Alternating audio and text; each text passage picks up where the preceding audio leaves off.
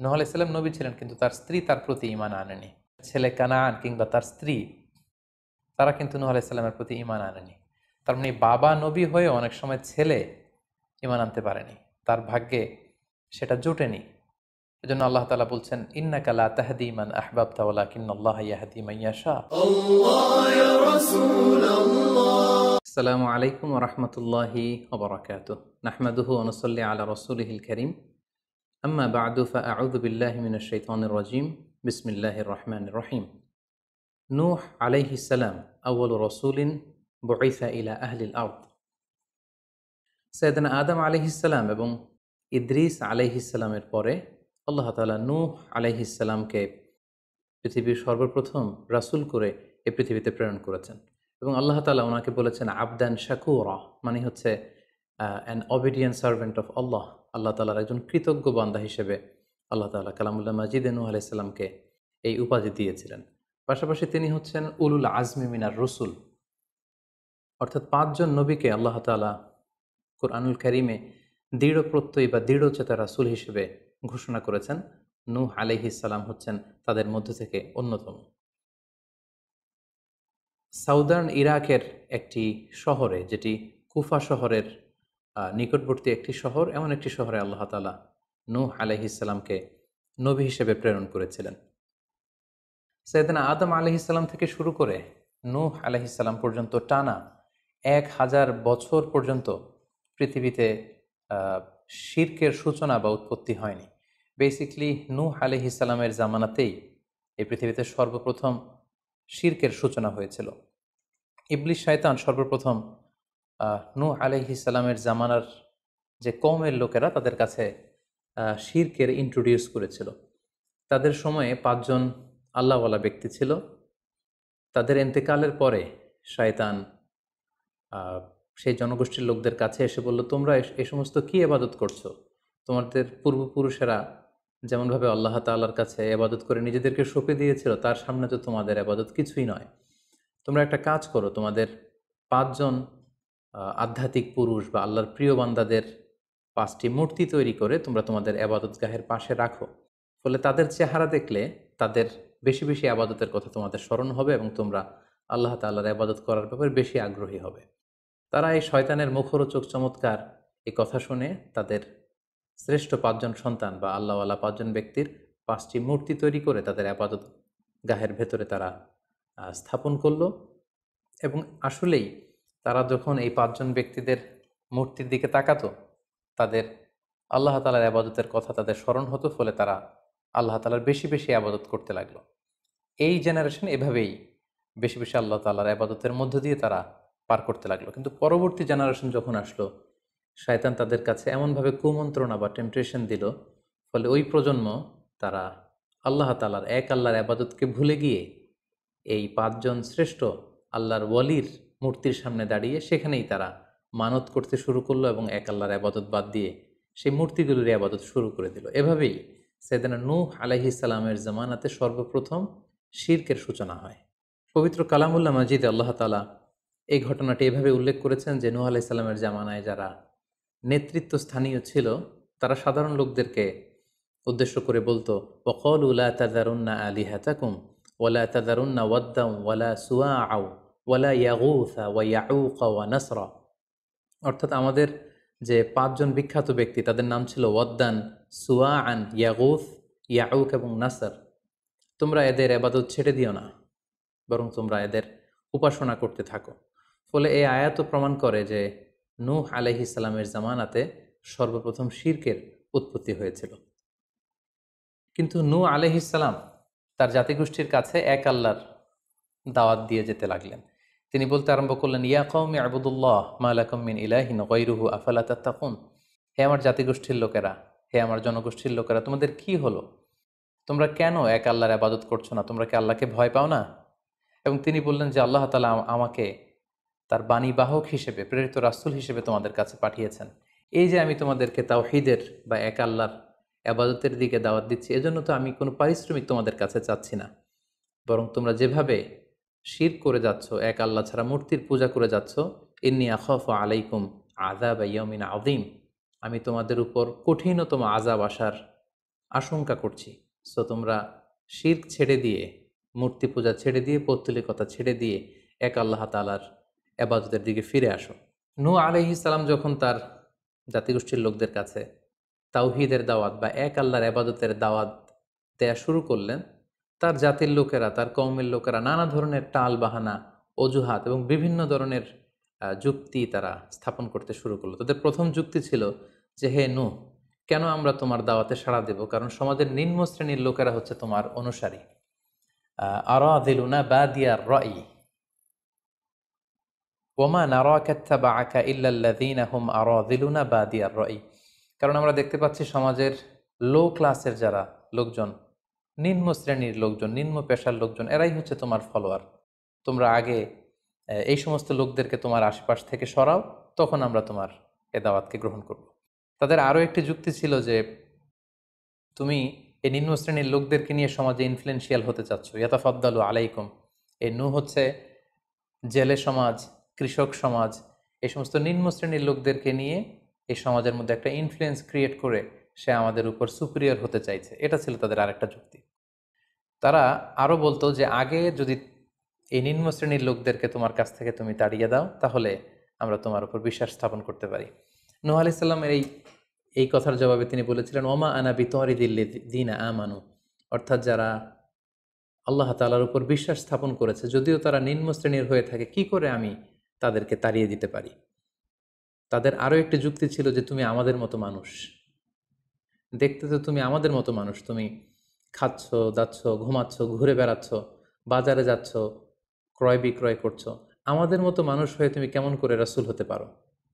তুমি যে রাসূল, কি করে আমরা বিশ্বাস করব? কেন আকাশ থেকে ফেরেশতারা এসে বলে দিয়ে যায় না যে তুমি রাসূল? তাহলে তো আমরা ফেরেশতাদেরকে দেখলে আমরা আস্থা পেতে পারি এবং নিশ্চিত হতে পারি যে আসলেই তুমি আল্লাহর পাঠানো রাসূল। এবং তারা পাশাপাশি আরও বলতো যে, আমাদের পূর্বপুরুষরা তো এই সমস্ত মূর্তিরই পূজা করেছে, তাহলে কি তুমি বলতে চাইছো এরা ভ্রান্ত ছিল? সর্বশেষে তারা বলতে আরম্ভ করলো যে, নূহ, তুমি হচ্ছে মিথ্যাবাদী, পাগল এবং ভ্রান্ত, আমরা আমাদের অবস্থানে অটল থাকব। এভাবে সাইয়েদনা নূহ আলাইহিস সালামের তাওহীদের যে দাওয়াত তিনি তার সমাজে ছড়িয়ে দিচ্ছিলেন, তারা ডিরেক্টলি এই একত্ববাদের দাওয়াতকে তারা প্রত্যাখ্যান করলো, রিজেক্ট করলো। কিন্তু নূহ আলাইহিস সালাম তিনি হাল ছাড়েননি। তিনি টানা ৯৫০ বছর তার জাতিগোষ্ঠীর লোকদের কাছে তিনি এক আল্লাহর দাওয়াত দিয়ে যেতে লাগলেন। কালামুল্লাহ মাজিদ আমাদেরকে জানাচ্ছে, ওয়ালাকাদ আরসালনা নূহান ইলা কওমিহি ফালাবিসা ফীহিম আলফা সানাতিন ইল্লা ৫০ আমা। তিনি ১ বছর, ২ বছর, ১০ বছর, ২০ বছর নয়, টানা ৯৫০ বছর তিনি লাগাতার কন্টিনিউয়াসলি তার কওমের লোকদের কাছে তিনি এই তাওহীদের দাওয়াত দিয়ে যেতে লাগলেন। এবং তিনি দিন রাতকে এক করে টায়ারলেসলি, রেস্টলেসলি তিনি তার জাতিগোষ্ঠীর কাছে এই একই দাওয়াত দিতে লাগলেন। তিনি বলছেন যে, রব্বি ইন্নী দাআউতু কওমি লাইলা ওয়া নাহারা। হে আল্লাহ, দিন রাত তো আমি চেষ্টা করে গেলাম, তাদেরকে তাওহীদের দাওয়াত দিলাম, কিন্তু তারা আমার কথা শুনছে না। ওয়া ইন্নী কুল্লামা দাআউতুহুম লিতাগফিরা লাহুম জাআলু আসাবিআহুম ফি আযানিহিম। এর মানে হচ্ছে, আল্লাহ, আমি যখনই তাদেরকে দাওয়াত দিতাম, তারা তাদের আঙ্গুলগুলো তাদের কানের ভেতরে ঢুকিয়ে রাখতো, যাতে করে আমার তাওহীদের কথা তাদের শুনতে না হয়। এবং ওয়াস্তাগশাউ সিয়াবাহুম ওয়া আসররু ওয়াস্তাকবারু ইস্তিকবারা। তারা আমাকে দেখলেই চাদর দিয়ে তাদের মুখ পেঁচিয়ে রাখতো, যাতে করে আমার কথাগুলো তারা শুনতে না পায়। সুম্মা ইন্নী দাআউতুহুম জিহারা। আমি, নূহ আলাইহিস সালাম বললেন, আল্লাহ, আমি দাওয়াতি কাজ করার কোনো মাধ্যমই তো বাকি রাখিনি। আমি প্রথমে পার্সন টু পার্সন আমি প্রাইভেটলি দাওয়াত দিতাম। এটা যখন তারা অস্বীকার করলো, আমি তখন পাবলিক দাওয়াত দেওয়া শুরু করলাম। আমি তাদের বড় গ্যাদারিংসে, বিভিন্ন ফেস্টিভ্যালে যে তাদেরকে এই দাওয়াতের কথা শোনালাম, কিন্তু তারা প্রত্যাখ্যান করেছে। সুম্মা ইন্নী আ'লানতু লাহুম ওয়া আসরারতু লাহুম ইসরারা। অর্থাৎ এই আয়াত থেকে বোঝা যাচ্ছে যে, নূহ আলাইহিস সালাম দাওয়াত দেয়ার বা বাণী বাহকের যে কাজ, এই গুরুদায়িত্ব পালনে কোনো ধরনের প্রক্রিয়া তিনি বাদ রাখেননি। তিনি দিনে রাতে, তিনি প্রাইভেটলি, তিনি পাবলিকলি, তিনি উৎসাহ প্রদানের মাধ্যমে, জান্নাতের সুসংবাদ দেওয়ার মাধ্যমে, কিংবা জাহান্নামের ভয় দেখানোর মাধ্যমে নানাভাবে তার জাতিগোষ্ঠীর কাছে আখেরাতের কথা, আখেরাতে আল্লাহ তাআলার সুপ্রিম কোর্টের কাঠগড়ায় দাঁড়িয়ে জবাবদিহিতার কথা, এক আল্লাহর একত্ববাদের কথা, এ দাওয়াতগুলো তিনি দিয়ে গিয়েছেন। কিন্তু অধিকাংশ ক্ষেত্রেই এবং অধিকাংশ লোকগুলোই নূহ আলাইহিস সালামের এই তাওহীদের দাওয়াতকে প্রত্যাখ্যান করেছিল এবং রিজেক্ট করেছিল। এভাবে নূহ আলাইহিস সালাম যখন দাওয়াত দিয়ে যেতে লাগলেন, তার কওমের লোকদের মধ্য থেকে ফাইনাল যে রেসপন্সটি এসেছিল সেটি হচ্ছে, ক্বালু লা ইন লাম তানতাহি ইয়া নূহ লা তাকুনান্না মিনাল মারজুমিন। হে নূহ, অনেক হয়েছে, এবার তুমি থামো। তুমি যদি এই দাওয়াত দেয়া বন্ধ না করো, তাহলে আমরা তোমাকে স্টোনিং করে, পাথর মেরে, প্রস্তর নিক্ষেপ করে দুনিয়া থেকে বিদায় করে দিব। এবং তারা এও বলল যে, ক্বালু ইয়া নূহ ক্বাদ জাদালতানা ফাআকসারতা জিদালানা। অনেক হয়েছে, তুমি অনেক আর্গুমেন্ট আমাদের সাথে দিয়েছ, অনেক তর্ক বিতর্ক তোমার সাথে হয়েছে, এবার থামো। ফাআতিনা বিমা তাইদুনা ইন কুনতা মিনাস সাদিকিন। তুমি যে আযাবের ভয় দেখাচ্ছ, পারলে সেটা দেখাও। তুমি আমাদেরকে বলছো যে আমরা যদি এক আল্লাহর ইবাদত না করি, আমরা যদি পৌত্তলিকতা না ছাড়ি, তাহলে আল্লাহ তাআলা আযাব দিয়ে আমাদেরকে ধ্বংস করে দিবে। পারলে সেই ধ্বংসলীলা তুমি আমাদের সামনে নিয়ে আসো, পারলে সেই শাস্তি দেখাও, তুমি যদি সত্যবাদী হয়ে থাকো। এবার নূহ আলাইহিস সালাম তাদের এ ধরনের অ্যাটিটিউড দেখে অনেকটা হতাশ হলেন। তিনি তাদের কাছে কোনো প্রতিদান চাইছেন না, তাদের কল্যাণের জন্যই, তাদেরকে জাহান্নামের আগুন থেকে বাঁচার জন্যই তিনি 950 বছর ডেডিকেট করে দিলেন তাদের দাওয়াতি কাজে। কিন্তু তারা যখন এই দাওয়াতি কাজে সাড়া দিচ্ছে না, অবশেষে হতাশ হয়ে নূহ আলাইহিস সালাম আল্লাহকে দোয়া করলেন, আল্লাহ ফাফতাহ বাইনি ওয়া বাইনাহুম ফাতহান। আমি আর পারছি না, আপনি এবার এসপার ওসপার করে দিন, আপনি একটা ফায়সালা করে দিন। অবশেষে তিনি বদদোয়া করে বসলেন, তাদের উপর অভিশাপ দিয়ে ফেললেন, কার্ডস করে বসলেন। তিনি বললেন, রাব্বি লা তাযার আলাল আরদি মিনাল কাফিরিনা দাইয়ারা। হে আল্লাহ, আপনি এমন আযাব পাঠান, আযাব দিয়ে আপনি কাফিরদের আন্ডা বাচ্চা কাউকে আপনি অবশিষ্ট রাখবেন না। পুরো কাফির সমাজ, মুশরিক সমাজকে আপনি আযাব দিয়ে ধ্বংস করে দেন। যদি আপনি তাদেরকে বাঁচিয়ে রাখেন, তাহলে তারা বিশ্বাসীদেরকেও সংক্রামিত করবে এবং তাদের অনাগত প্রজন্ম তারা পাপাচারী হয়ে এই পৃথিবীতে তারা ফাসাদ সৃষ্টি করবে। নূহ আলাইহিস সালাম যখন এরকম বদদোয়া করলেন, আল্লাহ তাআলা নূহ আলাইহিস সালামের এই অভিশাপ বা বদদোয়াকে কবুল করলেন এবং তিনি নূহ আলাইহিস সালামকে জানিয়ে দিলেন, নূহ, তোমার কথা মতো আমি এবার এটার একটা শেষ দেখে ছাড়বো এবং আমি পৃথিবীতে আযাব পাঠাবো। সেই আযাবটি হচ্ছে ভয়ঙ্কর ধরনের বন্যা হয়ে যাবে গোটা পৃথিবীতে, মহাপ্লাবন ঘটবে।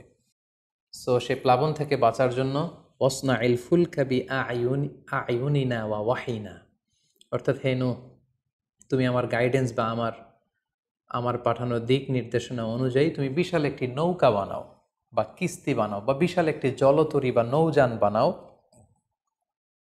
যাতে করে এই মহাপ্লাবন থেকে বাঁচার জন্য তুমি বিশ্বাসীদেরকে নিয়ে এই নৌযানে, এই কিস্তিতে, জাহাজে বা এই জলতরীতে, এই নৌকাতে তোমরা আশ্রয় নিতে পারো।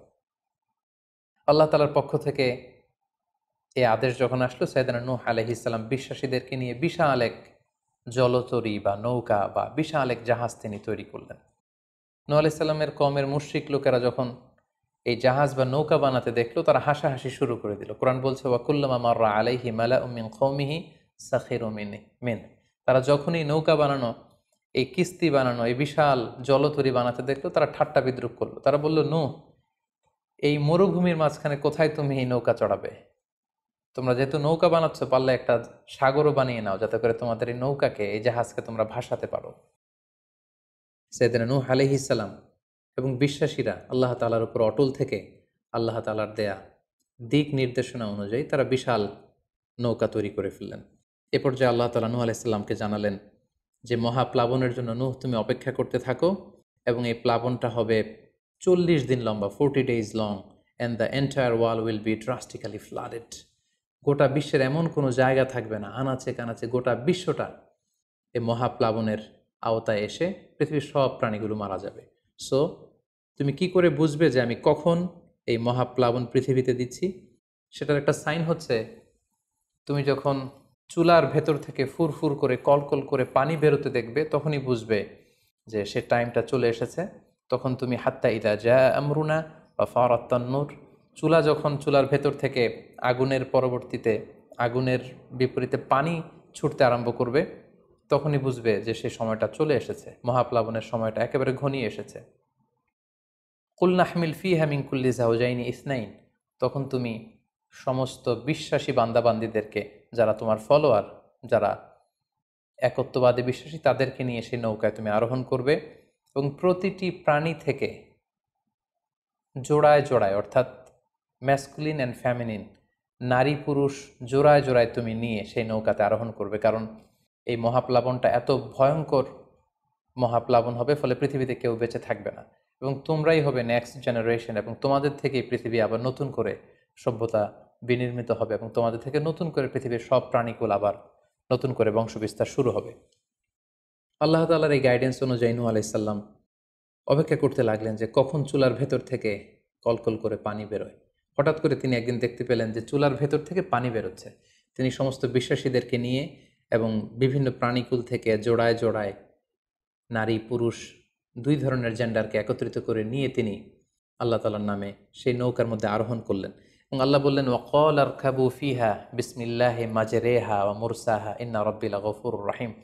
আল্লাহ বললেন, তোমরা যখন আরোহণ করবে তোমরা আল্লাহর নামে আরোহণ করবে, অর্থাৎ বিসমিল্লাহ বলে আরোহণ করবে। কারণ তোমাদের এই নৌকার, এই জাহাজের গতি এবং স্থিতি এটা হবে আল্লাহর নামে। এটার সেইলিং বা অ্যাঙ্করিং, এটার পানির উপরে ভেসে চলা এবং এটার নোঙর ভেরানো সবটাই হবে আল্লাহ তাআলার নামে। এবং আল্লাহ তাআলার আদেশ অনুযায়ী নূহ আলাইহিস সালাম সবাইকে নিয়ে সেই নৌকায় আশ্রয় নিলেন। কোরআন আমাদেরকে জানাচ্ছে, ওহিয়া তাজরি বিহিম ফি মাউজিন কাল জিবাল।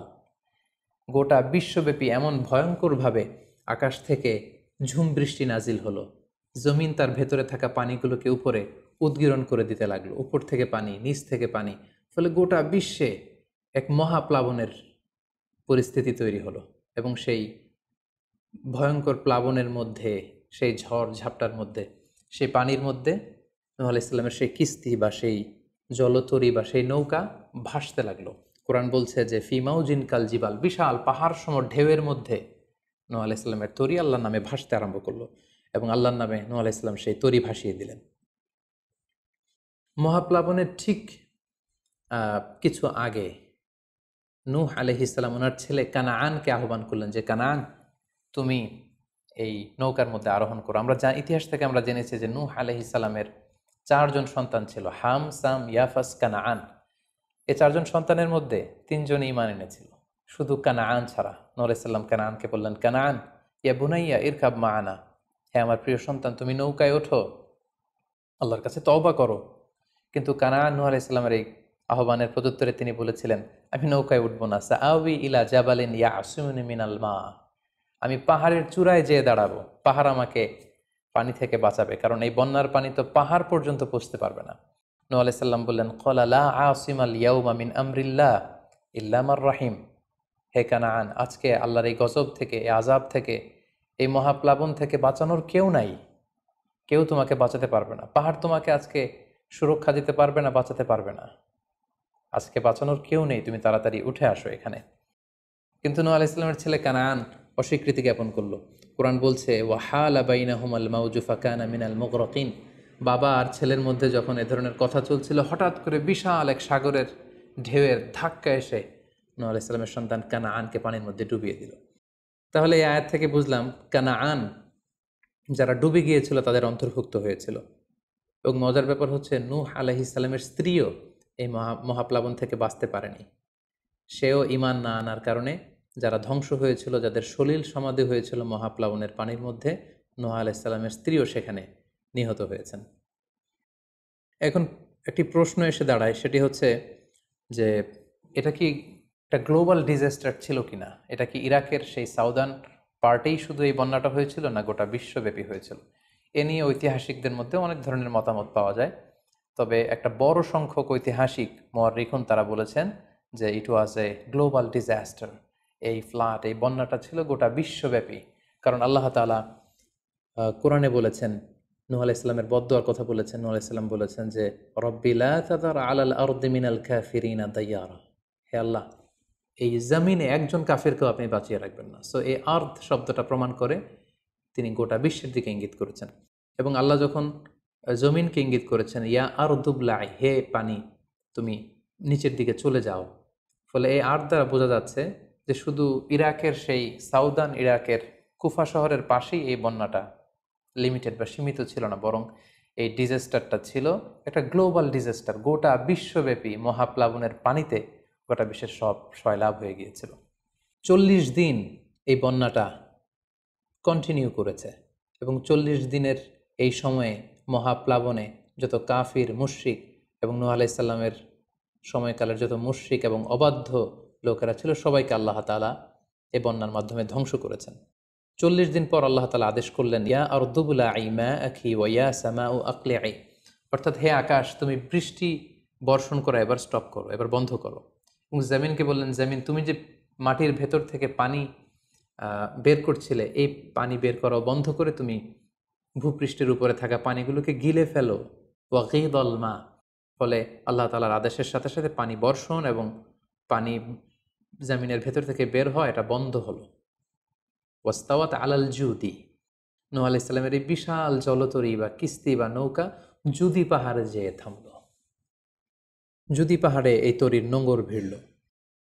এখন জুদি পাহাড়টা কোথায়? কিছু কিছু ঐতিহাসিকরা বলেছেন যে ইরাকের মোসেল শহরে একটি বিশাল মাউন্টেন রেঞ্জ রয়েছে, সেই পাহাড়ের একটা অংশের নাম হচ্ছে জুদি পাহাড়। কোনো কোনো ঐতিহাসিকগণ বলেছেন এই জুদি পাহাড়টি আর্মেনিয়াতে অবস্থিত। অনেক ঐতিহাসিকগণ মত প্রকাশ করেছেন যে এটি ইরাকেও নয়, এটি আর্মেনিয়াতেও নয়, বরং এটি তুরস্কের একটি পাহাড়। এবং তারা বিশাল বড় একটি নৌকার খণ্ড দিয়ে ঐতিহাসিকভাবে অনেকেই প্রমাণ করতে চেয়েছেন যে নূহ আলাইহিস সালামের সেই কিস্তির কিছু অংশ আজও সেই পাহাড়ের মধ্যে রয়ে গিয়েছে। সেই জুদি পাহাড়ে যখন এই নৌকাটি ভিড়ল, আল্লাহ তাআলা তখন নূহ আলাইহিস সালামকে আদেশ করলেন, ইহবিত বিসালামিন মিন্না, তুমি এবার শান্তির সাথে সেফলি সাউন্ডলি তুমি এবার সেই জুদি পাহাড়ে তোমরা নামো। ও বারাকাতিন আলাইক, তোমাদের উপর আমার পক্ষ থেকে বারাকা ব্লেসিং থাকবে। ও আলা উমামিম মিম্মান মাআক, এবং তোমার সাথে যারাই আছে সবার জন্য আমার পক্ষ থেকে ব্লেসিং থাকবে। এবং এই বিশাল মহাপ্লাবন থেকে যে আমি তোমাদেরকে বাঁচিয়ে দিয়েছি, শুকরিয়া স্বরূপ তোমরা সবাই পড়ো আলহামদুলিল্লাহ। ফাকুলিল হামদুলিল্লাহ।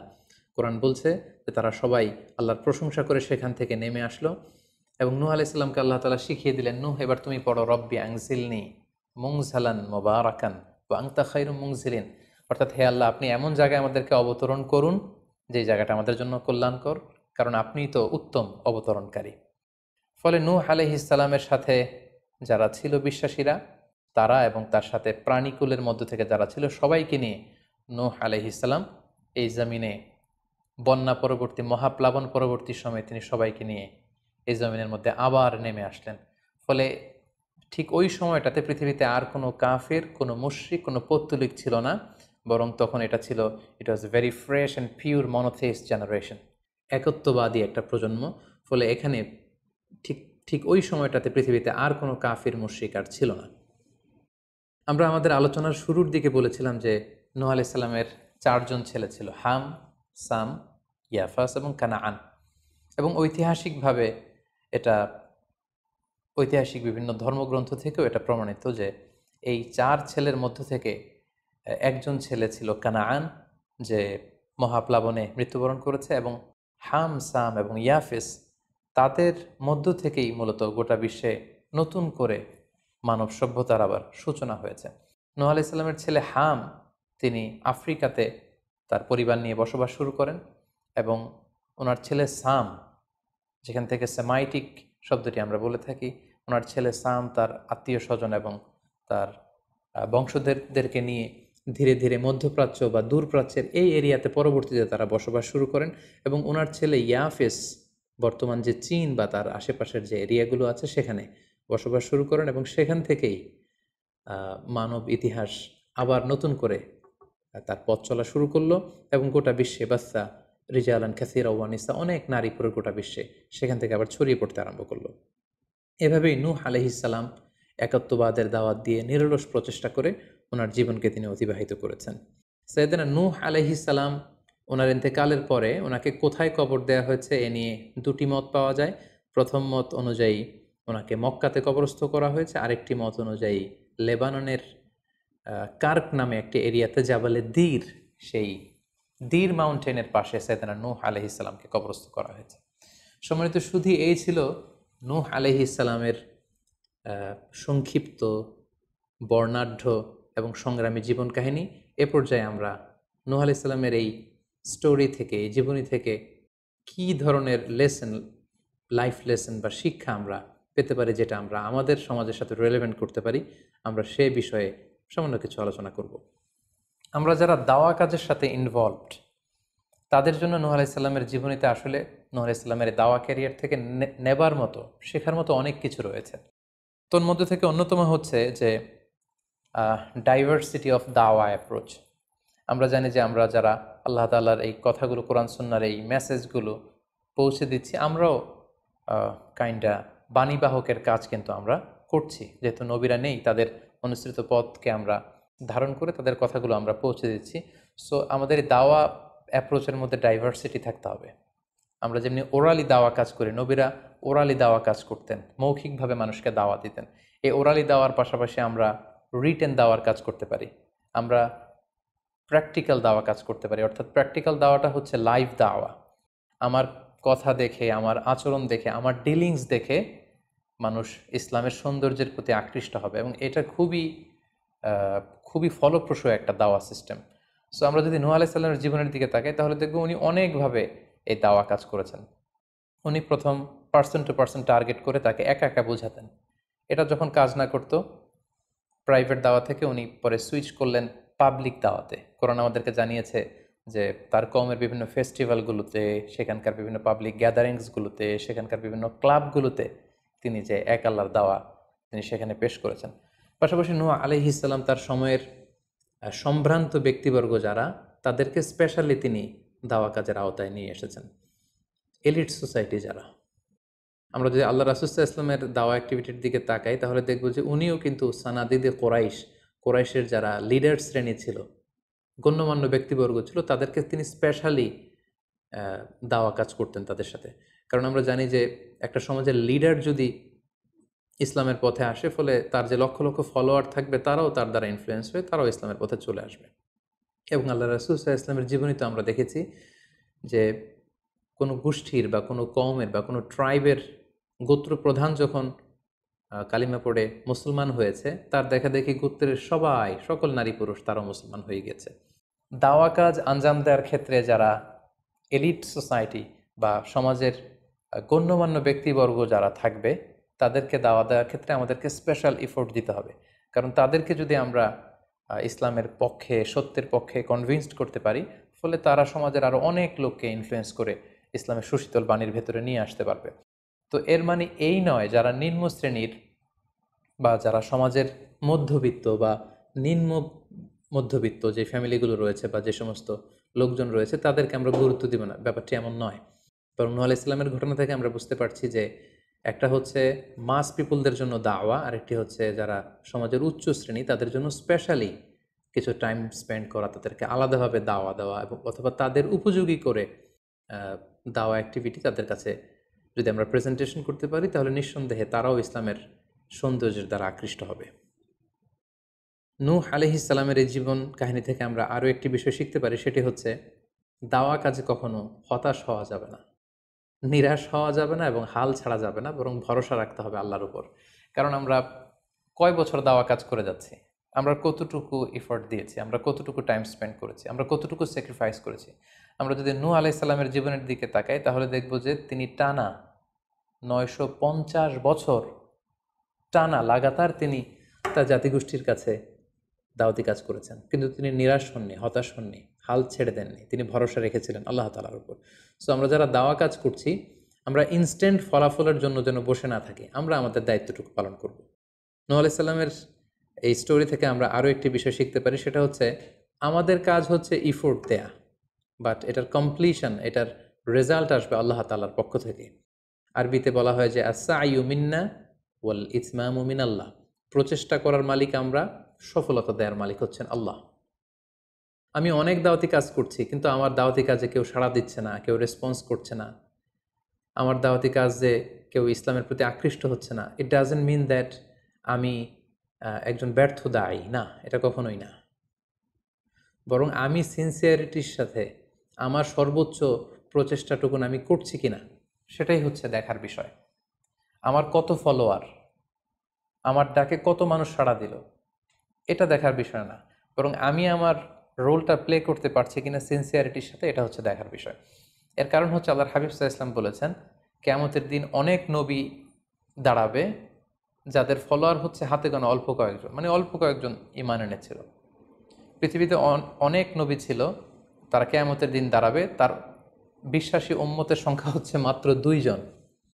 পৃথিবীতে এরকম অনেক নবী ছিল, কিয়ামতের দিন তিনি দাঁড়াবেন, তার উপর বিশ্বাস এনেছিল মাত্র একজন, মানে নবীও একজন, তার প্রতি ঈমানও এনেছে মাত্র একজন। এমনও অনেক নবী কিয়ামতের দিন আল্লাহ তাআলার দরবারে দাঁড়াবে যেই নবীর কোনো ফলোয়ার নাই, যেই নবীর কোনো বিশ্বাসী উম্মত নাই, অর্থাৎ নবী শুধু একা, তার সারা জীবনের দাওয়া কাজে কেউ তার ডাকে সাড়া দেয়নি। তার মানে কি তিনি ব্যর্থ? নেভার, কখনো না। তিনি তার দায়িত্বটুকুন পালন করেছেন, এজন্য তিনি আল্লাহ তাআলার দরবারে তিনি সফল। সো কে আপনার ডাকে সাড়া দিবে, কে ইসলামের পথে আসবে, এটা আমাদের দেখার বিষয় না। আমাদের দেখার বিষয় হচ্ছে আমরা আমাদের দায়িত্বটুকুন পালন করেছি কিনা, আমরা কোরআনের, ইসলামের সুন্দর বিউটিফুল মেসেজগুলো আমরা পৌঁছে দিতে পেরেছি কিনা। That should be hour concern. সেটাই হচ্ছে আমাদের দায়িত্ব। সূরা হুদে নূহ আলাইহিস সালামের ফলোয়ার কত ছিল এ ব্যাপারে আমরা জানতে পারি। আল্লাহ তাআলা বলছেন, ওয়ামা আহমানা মাআহু ইল্লা কালিল, মানে নূহ আলাইহিস সালামের জাতিগোষ্ঠীর হাতে গোনা অল্প কিছু লোক ছাড়া তার প্রতি অন্যান্যরা ঈমান আনেনি। এই অল্প কিছু লোক, তাদের সংখ্যা কত? তাফসির ইবনে কাসিরে এসেছে, সাইয়েদনা ইবনে আব্বাস বলেন যে কানু সামানিনা নাফসান মিনহুম নিসাউহুম, নারী পুরুষ মিলিয়ে 80 জন। Could you imagine that? 950 বছরের দাওয়াতি ক্যারিয়ারে ওনার উপর ঈমান এনেছে মাত্র 80 জন। তার মানে প্রতি 100 বছরে অন অ্যান অ্যাভারেজ 10 জন ওনার উপর ঈমান আনেনি। কিন্তু উনি হচ্ছেন উলুল আজমি মিনার রসুল, এই মহাবিশ্বের 5 জন শ্রেষ্ঠতম নবীদের মধ্য থেকে তিনি হচ্ছেন অন্যতম। সো আমাদেরকে দেখতে হবে আমরা আমাদের দায়িত্বটুকুন পালন করছি কিনা। কতজন আমাদের ডাকে সাড়া দিল, কতজন আমাদের ফলোয়ার হলো, কতজন ইসলামের পথে আসলো কে আসলো না, সেটা আল্লাহ তাআলা নির্ধারণ করবেন। নূহ আলাইহিস সালামের জীবনী থেকে আমরা আরও যে শিক্ষাটি পাই, এবং এটি খুবই গুরুত্বপূর্ণ একটি লেসন, সেটা হচ্ছে হিদায়া অনলি বিলংস টু আল্লাহ। হেদায়েত দেওয়ার মালিক হচ্ছেন Allah. Canaan and the wife of নূহ ফর এক্সাম্পল, যেমন নূহ আলাইহিস সালামের ছেলে কানাআন কিংবা তার স্ত্রী, তারা কিন্তু নূহ আলাইহিস সালামের প্রতি ঈমান আনেনি। তার মানে বাবা নবী হয়ে অনেক সময় ছেলে ঈমান আনতে পারেনি, তার ভাগ্যে সেটা জোটেনি। নূহ আলাইহিস সালাম নবী ছিলেন, কিন্তু তার স্ত্রী তার প্রতি ঈমান আনেনি। এজন্য আল্লাহ তাআলা বলছেন, ইন্নাকা লা তাহদি মান আহবাবতা ওয়ালাকিন্নাল্লাহা ইয়াহদি মান ইয়াশা। হে নবী, আপনি যাকে চান তাকে আপনি হেদায়েত দিতে পারবেন না, কারণ হেদায়েত দেওয়ার মালিক আপনি নন। হেদায়েত দেওয়ার নিরঙ্কুশ একচ্ছত্র ক্ষমতা হচ্ছে শুধুমাত্র কেবলমাত্র আল্লাহ তাআলার হাতে। তিনি যাকে চাইবেন তাকে তিনি হেদায়েত দেন। আমরা চাইলেই কাউকে হেদায়েত দিতে পারবো না। নূহ আলাইহিস সালামের জীবনী থেকে আরও একটি বড় শিক্ষা হচ্ছে যে আল্লাহ তাআলা হুট করেই কাউকে আযাব দেন না বা শাস্তি পাঠান না, বরং আল্লাহ তাআলা বারবার সুযোগ দিয়ে থাকেন।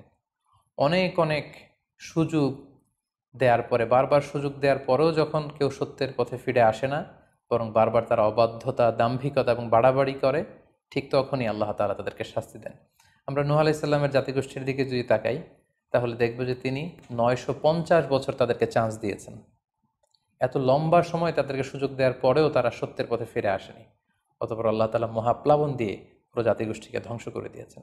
নূহ আলাইহিস সালামের জীবনী থেকে সর্বশেষ যে শিক্ষাটি আমরা পাই, সেটি হচ্ছে সব ধ্বংস নয়। কিছু ধ্বংস আছে যেটা আবার নতুন করে সৃষ্টি করে, অর্থাৎ সৃষ্টির জন্য ধ্বংস। আমরা যদি দেখি যে আল্লাহ তাআলা এমন এক গজব পাঠালেন, এমন এক পানিশমেন্ট দিলেন, এমন এক মহাপ্লাবন দিলেন, যেটা দিয়ে গোটা পৃথিবীবাসীকে তিনি ধ্বংস করেছেন, অল্প কিছু মানুষ ছাড়া। কিন্তু আমরা যদি অন্য দিক থেকে খেয়াল করি, তাহলে দেখব যে এই ধ্বংসটি ধ্বংসের জন্য নয়, এই ধ্বংসটি ছিল নতুন করে সৃষ্টির জন্য। আমরা দেখি যে অনেক এলাকাতে অগ্নিকাণ্ড ঘটে, সেখানে হয়তো বেড়ার ঘর ছিল, টিনের ঘর ছিল, তো অগ্নিকাণ্ড ঘটার পরে সেখানে বিশাল করে বিল্ডিং তৈরি হয়। তার মানে সব ধ্বংসের জন্য নয়, কিছু ধ্বংস আছে সৃষ্টির জন্য। নূহ আলাইহিস সালামের ক্ষেত্রেও এই ধ্বংসের ব্যাপারটি ঠিক এমনই ঘটেছিল। এই ধ্বংসটা শুধু ধ্বংসের জন্য নয়, বরং কাফিরদেরকে, মুশরিকদেরকে ধ্বংস করে দিয়ে নতুন এক একত্ববাদী প্রজন্মের সূচনা যাতে পৃথিবীতে ঘটে, সেজন্য আল্লাহ তাআলা এই ধ্বংসের সূচনা করেছিলেন। আল্লাহ তাআলা আমাদের সবাইকে আম্বিয়া আলাইহিমুসসালামদের অনুসৃত পথে থেকে তাদের মত এবং পথকে বেছে নিয়ে সিরাতুল মুস্তাকিমে পরিচালিত হওয়ার তৌফিক দান করুক। আসসালামু আলাইকুম ওয়া রাহমাতুল্লাহি ওয়া বারাকাতুহু।